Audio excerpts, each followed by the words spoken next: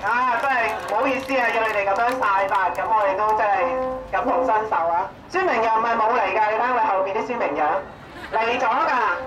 不過呢啲孫明揚咧就受罰嘅，係啦。咁咧今日其實我都想講好多嘢，咁但係就時間關係咧，都係講少啲啦。咁教育局咧就真係帶頭歧視我哋嘅智障學生。點解帶頭歧視咧？佢違反特殊教育資助則例，違反平機會殘疾人權法，違反聯合國殘疾人權利公約。呢3個法例其實喺香港都全部係適用嘅，但係教育局理唔理我哋啊？我哋咁多個會議，咁多個立法會議員都知道，但係教育局佢唔知，佢唔理，佢仲漠視我哋家長嘅訴求，踐踏我哋學生需要學習嘅權利。金錢掛帥，淨係識得錢，但係識得錢，第日我哋如果有啲家庭出現咗問題，佢亦都係需要負上呢個責任㗎。咁如果個家庭出現咗嘅家庭嘅變異啊，有啲咩死人冧樓啊，佢係咪需要出嚟做翻啲事咧？定係要等到真係有個家庭咁樣，佢先至出嚟主持翻佢應該做嘅嘢咧？咁係會唔會太遲啊？好啦，佢除咗呢個情況之外咧，佢就係而家9月啦。大家知唔知自己有冇得讀書？知唔知有幾多學位留低？知唔知有幾多新生要入學？但係教育局知唔知啊？教育局一定知，但係佢唔話俾你知，由得你，等你哋個個家庭愁雲慘霧，跟住咧個個學生就憂心忡忡。9月開學，學位未明，仍然用啲不同嘅藉口混淆視聽，令到故意推搪，仲攞12年嘅教育做擋箭牌。所以我哋唔可以坐以待斃，我哋更加要大家要團結一齊同佢死過，好唔好？係啦，咁所以咧，如果呢個關注特殊教育權益家長大聯盟得唔到教育局嘅正面回覆，我哋會罷休㗎，會繼續爭取到底。多謝大家，多謝各位家長同學。公民黨一直都嘗試裡應外合，希望咧可以喺議會內幫到各位朋友發聲，亦都有好多議員一路支持緊。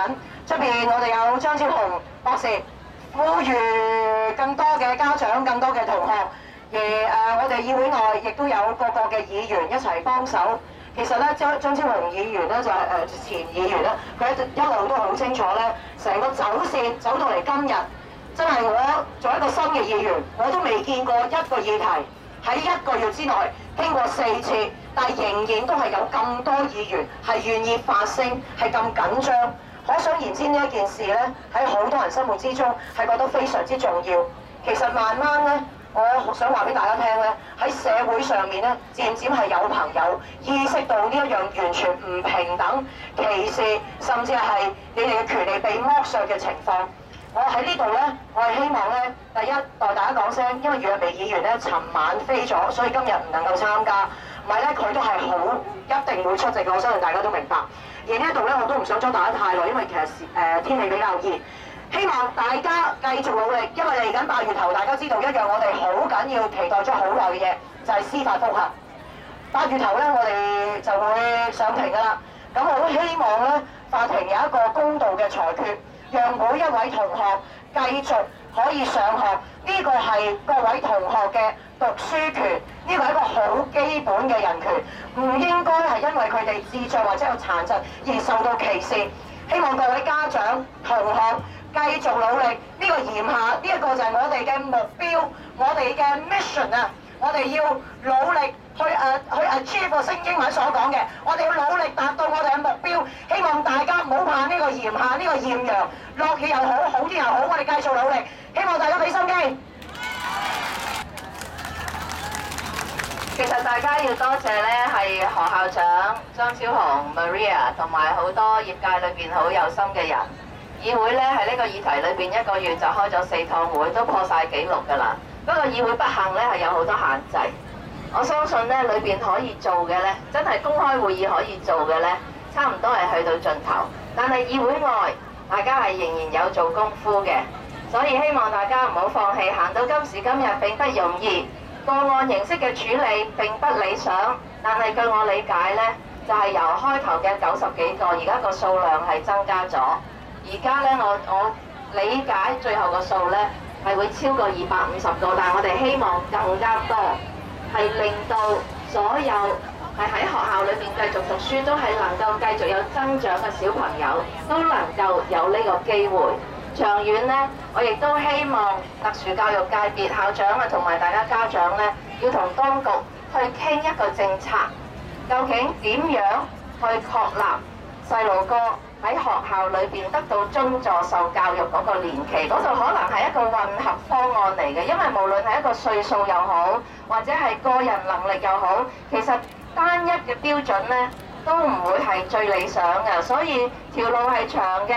但係我好多謝大家家長，無論係落大雨、黃雨警告，或者係今日咁曬，都一齊走出嚟。我相信大家嘅努力係唔會白費嘅，大家繼續努力。多謝。各位大家好。冇乜嘢啊？好唔忿氣係咪？點解唔忿氣啊？你哋唔單止係冇書讀，係最唔忿係俾人呃，俾人騙。點解咧？佢俾個名俾你，就係你哋係特殊教育，但係有冇俾特殊俾你哋啊？係咪仲衰過一般嘅主流學校嘅學生啊？大家，所以係咪好唔忿氣？事實真係㗎，話就話我哋特殊教育，但係咧就冇真係俾出我哋特殊嘅教育我哋需要俾我哋，因為大家知道我哋嘅特殊同學佢需要更長嘅時間留喺學校嘅，係咪？但係竟然間而家有個幾時要走啊？其實主流學校都唔一定18歲走嘅喎，係咪啊？點解我哋咁特殊處理我哋啊？呢啲係特殊啦，係咪啊？我覺得呢個係好唔公道、好唔公平，同埋係好歧視。因為我覺得主流學校嘅學生以前佢都喺度讀中七先離校，係咪先？而家又話升高中6年，但係問題在於我哋嘅朋友、我哋同學，佢哋係到18歲嘅時候咧，佢哋需要更加多嘅時間、多嘅機會咧，係俾大家過一個群體生活同埋學習生活嘅，呢個係好重要㗎。其實去到20歲都唔係早，係咪啊？仲可以長啲時間都應該可以做㗎。但可惜我覺得政府咧係冇尊重到特殊教育嘅需要，呢個我覺得唔單止你唔忿氣，我都好唔忿氣。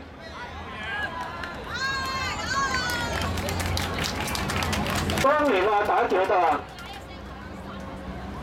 當年當係全港學校教冷氣機嗰陣時候，特殊學校有冇教冷氣機？點解冇啊？冇特殊咯。有冇特殊乜嘢啊？因為佢話冷氣機係我哋消減噪音，唔係俾人享受嘅。而你啲特殊學校咧係啲環境靜嘅地方，所以就唔使俾冷氣機俾你哋。喂，我哋都係人嚟㗎嘛，係咪啊？我哋唔會熱㗎，我哋唔會辛苦㗎，係咪啊？你俾間正常學生都咁樣樣，點解特殊學生唔可以繼續咁去照顧咧？所以從始到終我都見到呢個咁嘅政府，常常話我哋相見一家。係得講字啊！講一套做嘅一套，冇完全尊重到我哋特殊學生嘅需要，我好唔忿氣，所以我支持大家，我希望大家咧唔好放棄，好唔好啊？繼續落去，同一齊，打心到底，好唔好？多謝大家。